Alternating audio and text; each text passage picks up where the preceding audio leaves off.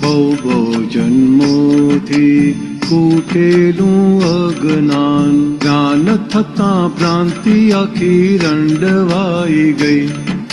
સંયોગિક મોહે રાચે બીજ થશે વૃક્ષરૂપ, વૃત્તિ મુજબ પરિણામી આપ ખુદી સહી. દાદા પાસે પ્રથમ મોક્ષદાન જ્ઞાન લઈ, દેહવાળી દુકાનીઓ સંકેલો અભય. દુન્યવી નિકાલી ખાતા બંધ કરવા નિશ્ચયે જ, ખોટવાળા ખાતા કદી ખોલાય નહીં.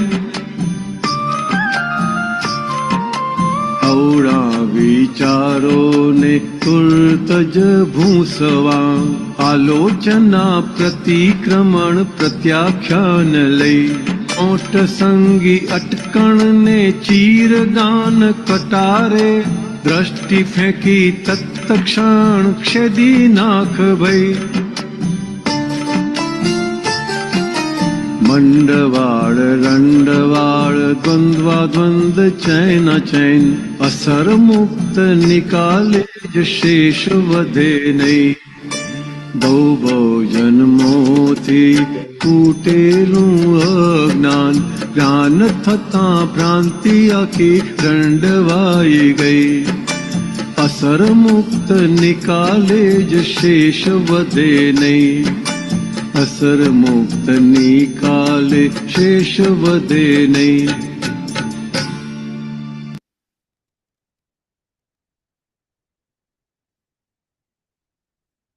હમણાં જે વાત કરી ને અહીંયા આગળ, સંયોગી મોહે રાગે બીજ યક્ષે. સ્ક્રીન દેખાય છે? હા. સંયોગી મોહે રાચે બીજ થશે વૃક્ષરૂપ, વૃત્તિ મુજબ પરિણામી આપ ખુદે સહી. એટલે કે સંયોગી મોહે રાચે બીજ થશે વૃક્ષરૂપ. એટલે સંયોગોની અંદર મોહે કરીને રાચે છે તો બીજ થશે વૃક્ષરૂપ. એટલે કે બીજ પડશે તો વૃક્ષ ઊભું થશે. એટલે દાદાએ કીધું ને કે પહેલી બે દ્રષ્ટિથી જોજો, પહેલી બે દ્રષ્ટિથી જોયા રાખજો, રિલેટિવ રિયલ થી. જો રિલેટિવ રિયલ થી જોશો તો મોહ ઉભો થશે નહીં તો આ જગતના મિશ્ર ચેતન ની અંદર મોહ ઉભા થતા વાર લાગે એવું નથી. સાચી વાત. સામાન્ય વ્યવહારમાં ઘરની અંદર આપણે આમ તેમ જતા આવીએ ને, નાનું બાળક હોય ને 6 મહિના વર્ષનું, તો તરત એને કેટલું સરસ છે, કેટલું સરસ છે, કેટલું સરસ છે થઈ જાય. એવી એટલે ખાલી આ સામાન્ય દાખલો કે સંયોગિક મોહે રાચે બીજ થશે વૃક્ષરૂપ. એટલે જ્યાં ગમવાપણું થયું ને એટલે મોહ ચડ્યો. એ મોહમાં રાચે એટલે બીજ પડે, અને બીજ પડે એટલે પાછું વૃક્ષ થઈને એ ભોગવવા આવવું પડે, ફળ ચાખવા આવવું પડે. એટલે દાદાએ પહેલી બે દ્રષ્ટિ, રિલેટિવ વ્યૂ પોઈન્ટ ને રિયલ વ્યૂ પોઈન્ટ થી એ આખો મોહ છેદી નાખ્યો. એટલે શું કીધું? મોહ છેદ્યો એટલે શું કીધું કે દર્શન મોહ ગયો ને ચારિત્ર મોહ રહ્યો ખાલી. એટલે કે હવે જે બીજ જે સંસારમાં ભટકાવતું હતું એ દર્શન મોહ ગયો. હવે ચારિત્ર મોહ એટલે શું? તો કે આ પ્રારબ્ધ વાળો ભાગ છે એ આજ્ઞા દ્રષ્ટિએથી પૂરો કરજે એટલે બધું પૂરું થઈ જશે. એટલે આગળ શું કીધું? વૃત્તિ મુજબ પરિણામે આપ ખૂટે સહી. એટલે વૃત્તિ મુજબ પરિણામે આપ ખૂટે સહી એટલે પોતે સહી કરે. વૃત્તિ મુજબ આપ ખૂટે સહી એટલે સહી કર્યા કરે છે. એટલે આગળ દાદા પાસે પ્રથમ મોક્ષદાન જ્ઞાન લઈ, દેહ વાળી દુકાન્યું સંકેલો અભય. એટલે કે હવે આમાંથી દાદા પાસે પ્રથમ મોક્ષદાન જ્ઞાન લઈ લે એટલે દેહ વાળી દુકાન્યું સંકેલો અભય.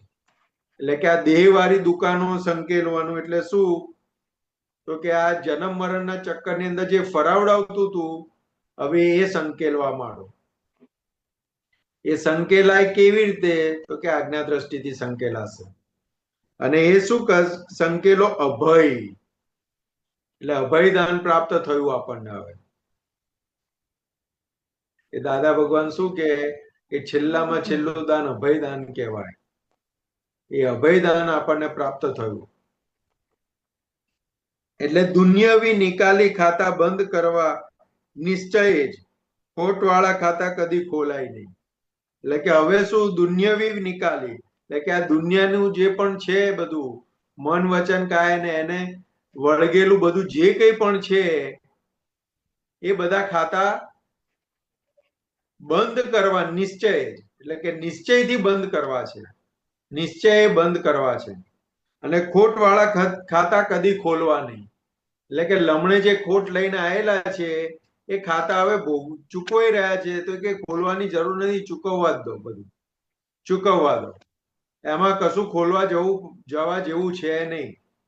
એટલે દાદા શું કહેતા હતા કે આપણી ગટરમાં વાસ મારતી હોય તો બીજાની ગટરમાં સુગંધ આવે કોઈ દિવસ? તો કે બીજાની ગટરમાં વાસ જ મારતી હોય તો કે આપણી ગટર ખોલી સૂંઘી લીધી હોય તો બીજાની ગટર ખોલવા જવાય ખરી? તો કે ના, તો કે આ ખોટ વાળા ખાતા કદી ખોલાય નહીં.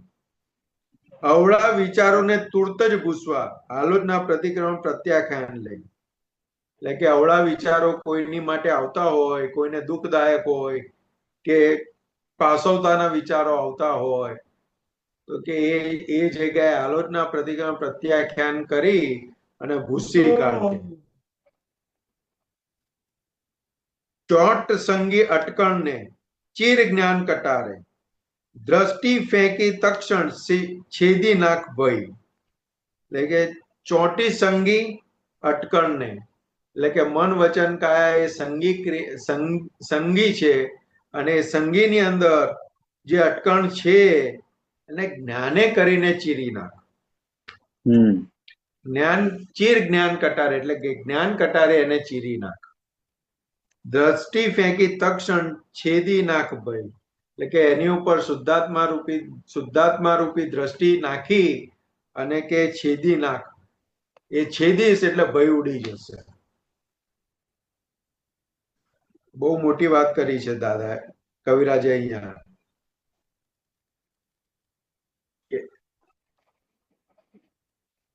ચોટ એટલી બધી અંદર પડેલી છે, અટકણો એટલી બધી પડેલી છે અંદર, તો કે હજુ એ ઓળખાતી નથી. એનું સિમ્પલ ને સીધું આપણે લઈએ ને તો કે સત્સંગમાં ના રહેવા દે, દાદા દાદા ના કરવા દે, આજ્ઞા દ્રષ્ટિમાં ના રહેવા દે, આજ્ઞા દ્રષ્ટિ ના સમજવા દે, એ બધી અટકણો કહેવાય.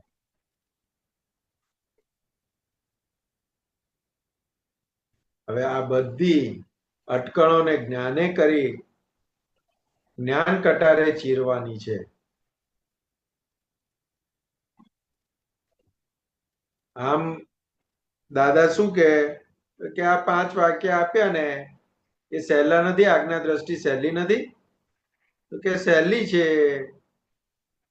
જોડે જોડે બીજું એનું પેરેલલ શું આપે દાદા કે આ મોક્ષ તો ખીચડી બનાવવા કરતા સહેલો છે. હા, ઘણી વાર કહેતા હતા દાદા એવું.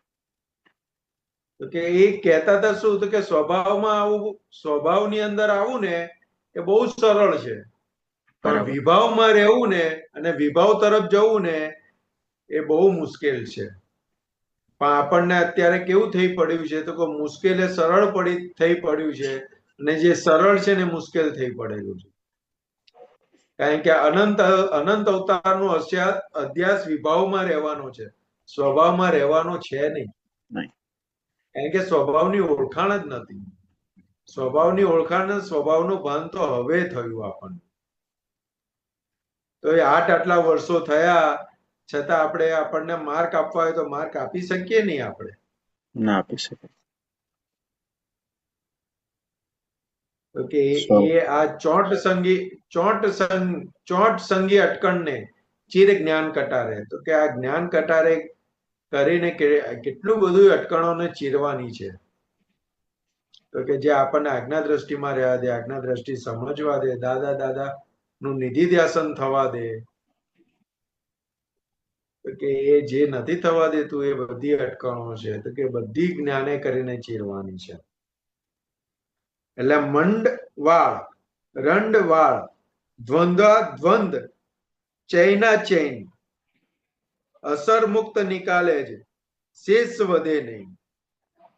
એટલે મંડવાળ એટલે કે મંડાણ ને રંડાણ, એટલે કે લગ્ન કરવું ને પાછું રંડાવવું, એટલે કે આ આખું જીવન એ દ્વંદ્વોમાં ચાલી ગયું, એ દ્વંદ્વોમાં ચાલી ગયેલું છે. એના લીધે ચેના ચેન એટલે કે ક્યાંય ચેન પડવા દીધું નથી. હવે અસર મુક્ત નિકાલે શેષ વધે નહીં, તો કે અસર મુક્ત નિકાલે એટલે કે સંવરપૂર્વકની નિર્જરા થાય, અસર મુક્ત નિર્જરા થાય ત્યારે શેષ કશું વધે નહીં. એટલે અત્યારે આપણે આજ્ઞા દ્રષ્ટિ રૂપે આજ્ઞા એ કરીને જેટલું જેટલું આપણે રહેતા જઈશું, આજ્ઞા થકી જીવતા જઈશું, એટલું એટલું આપણે અસર મુક્ત નિકાલ થશે અને શેષ કશી રહેશે નહીં. એટલે કીધું કે આજ્ઞા દ્રષ્ટિ શું કરે છે, તો કે બાકીનો જે ભાગ નિકાલી ભાગ બાકીનો જે રહેશે ને એ સિમંદર સ્વામી એક અવતારી બનાવી દેશે આપણને. એટલે કે અસર મુક્ત નિકાલે શેષ વધે નહીં. એટલે કે આપણને આજ્ઞા દ્રષ્ટિ એવી આપી છે દાદાએ, તો કે આપણને હવે કોઈ પણ શેષ બાકી રહેવા દેશે નહીં, નિકાલમાં અસર મુક્ત કરી નાખશે. બરાબર બરાબર છે. સરસ. બીજા કોઈને કઈ વાત કરવી હોય તો.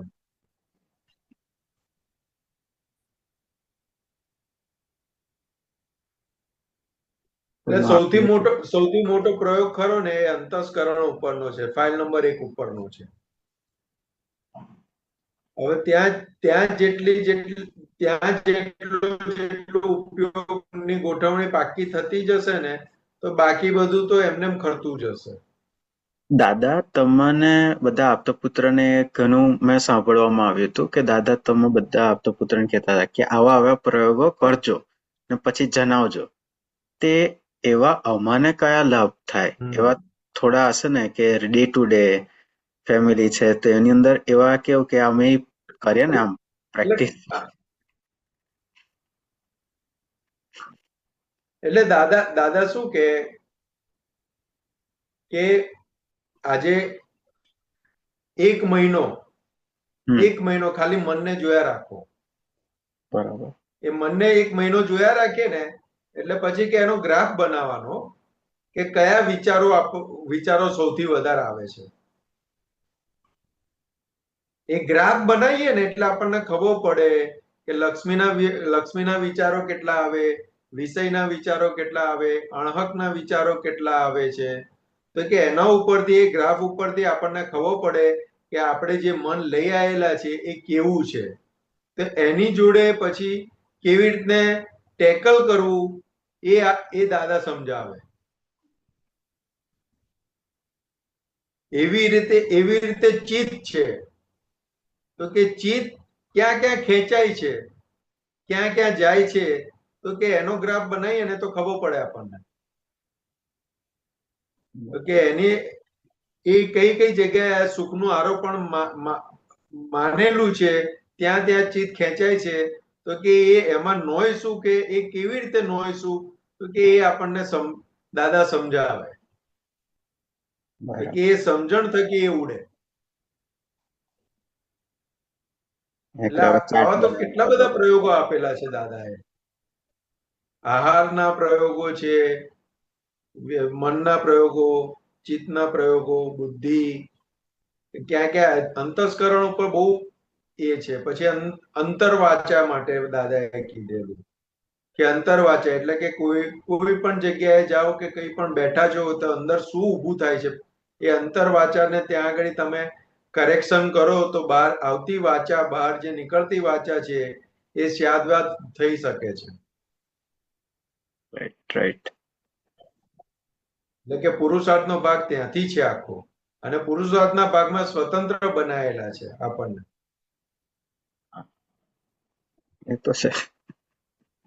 એટલે દાદાએ આમ કીધું કે ટેપ રેકોર્ડ છે, વાણી એ ટેપ રેકોર્ડ છે. પણ ટેપ રેકોર્ડ છે એ ઊભી અંદરથી નીકળે છે ક્યાંથી? તો અંતરવાચા એ કરીને બહાર સુધી આવે છે. પણ એ તો જ્ઞાની પુરુષની આખી જે ટેપ રેકોર્ડર છે એ ઓરિજિનલ ટેપ રેકોર્ડર એટલા માટે કીધું તો કે આગળ આખું બધા એના કોડિંગ થઈ ગયેલા સ્યાદવાદના, એ આખો બધો પુરુષાર્થ પૂરો થઈ ગયેલો સ્યાદવાદનો, એટલે ઓરિજિનલ ટેપ રેકોર્ડર કીધું એ. આપણે ઓરિજિનલ ટેપ રેકોર્ડર કહેવાય, પણ હજુ અંદર જે અંતસ્કરણ અંતરવાચા કરીને જે પુરુષાર્થ વાળો ભાગ જે છે ને એ ત્યાં આગળ પેરેલલ છે.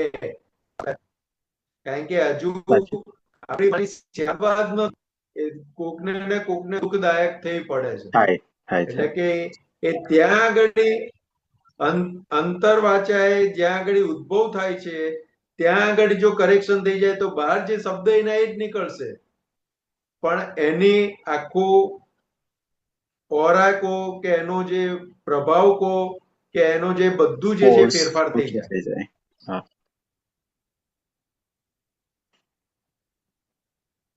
એટલે આ બધા પુરુષાર્થના ભાગ છે. બરાબર હાર્દિકભાઈ? બરાબર. ચાલુ કરવો પડશે ધીરે ધીરે. પહેલાથી લખીને ચાલુ કરી દે. લખાતું નથી હા. બધી વસ્તુ. હવે લખીશું, જોઈશું, તારે ખબર પડશે કે આટલું બધું છે. હમ